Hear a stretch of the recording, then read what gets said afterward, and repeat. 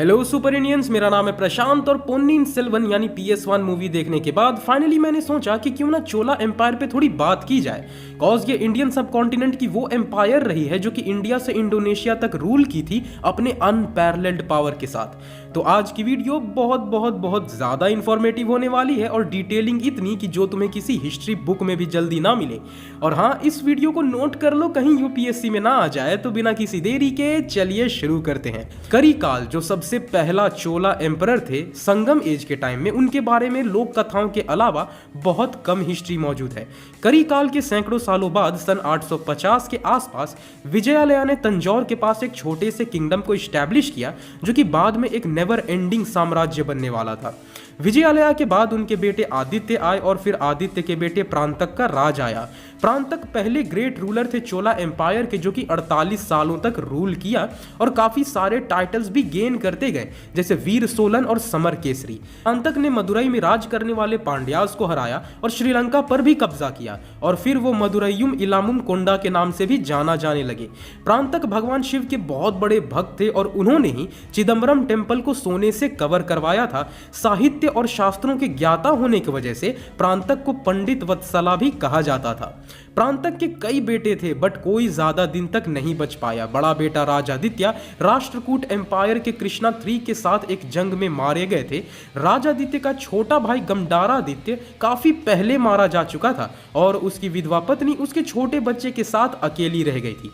अब ये समय चोल एम्पायर के लिए काफी बुरे दिन थे क्योंकि इस वक्त राष्ट्रकूट के कृष्णा 3 की ताकत पूरे पेनिनसुला के सर चढ़कर बोल रही थी और उसने टोंडाई मंडलम तक अपने कब्जे में ले लिया था। गमडारादित्य का बेटा अभी भी छोटा था, इसलिए अरिंजय जो कि गमडारादित्य का छोटा भाई था उसने चोल वंश की गद्दी संभाली। पर अरिंजय भी कुछ वक्त बाद राष्ट्रकूट के हाथों युद्ध में मारा गया और अरिंजय का बेटा सुंदर चोला नया राजा बना। सुंदर चोला एक अच्छा राजा था पर बुढ़ापे के दिनों में वो ज्यादा कुछ ना कर सका। सुंदर चोला का बेटा राज राजा सबसे काबिल था महाराज के पद के लिए, पर वो अपने अंकल उत्तम चोला के लिए महाराज बनने से इनकार कर दिया। उत्तम चोला वही छोटा बच्चा था जो कि गमडारादित्य की विधवा बीवी अपने साथ लाई थी और उत्तम चोला के बाद राज राजा चोला बना चोल साम्राज्य का नया राजा। राज राजा चोला, जिसे राज केसरी अरुमोली वर्मन के नाम से भी जाना जाता है, वो सन 985 में चोल साम्राज्य का राजा बना। चोल साम्राज्य अभी भी राष्ट्रकूट के जंग से बाहर नहीं आया था, इसलिए राज राजा ने अपने पावर को बढ़ाना शुरू किया। उसने चेरास को हराया, पांड्यास को हराया और सिम्हालास को भी हरा दिया। और जब उसने चालुक्य वंश के राजा सत्यश्रया को हराया और वहां से जो उसने खजाने लूटे, उससे वो तंजौर को और डेवलप करता गया। एक स्ट्रैटेजिस्ट होने के नाते राज राजा ने अपनी बेटी कुंदावई की शादी चालुक्य वंश के राजा शक्तिवर्मन के छोटे भाई विमलादित्य से करवा दिया ताकि चालुक्य वंश के साथ वो रिलेशन में आ जाए। राज राजा ने अपने बेटे राजेंद्र को कलिंग भेजा और वहां एक कीर्ति स्तंभ का निर्माण कराया महेंद्रगिरी पे।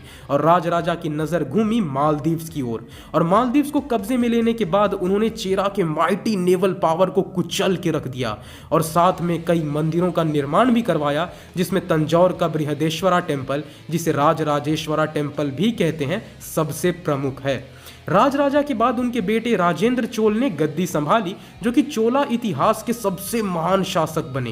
राजेंद्र ने श्रीलंका से लेकर चेराज और पांड्यास कंट्री में भी अपनी धाक जमा दी और चालुक्य के जयसिम्हा को भी घुटने टेकवा दिए। फिर वो उत्तर की तरफ मुड़ा ताकि गंगा नदी के पवित्र पानी को वो अपने साम्राज्य तक ला सके और सिर्फ अगले 2 सालों के अंदर ही वो ईस्टर्न चालुक्य, कलिंग, दक्षिण कोसल और पाल वंश के महिपाल को हरा गंगा प्लेन पे अपनी विजय स्थापित कर दी। इस जीत को सेलिब्रेट करने के लिए राजेंद्र ने एक जलमय स्तंभ का निर्माण करवाया अपने नए राजधानी में, जिसका नाम रखा गया था गंगईकोंड चोलपुरम, यानी the city of the Chola, the bringer of Ganga. और राजेंद्र ने खुद को टाइटल दिया गंगईकोंड चोल का, यानी the Chola king who brought the Ganga.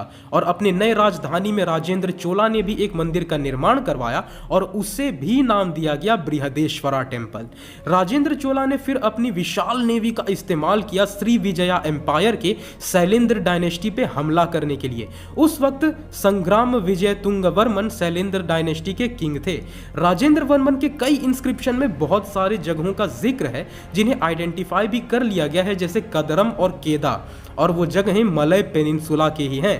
Rajendra की conquest Burma, eastern archipelago, Sri Lanka, Lakshadweep और मालदीव्स तक फैले थे, जो कि चोल साम्राज्य के अनपैरेलल्ड नेवल पावर का सबूत था।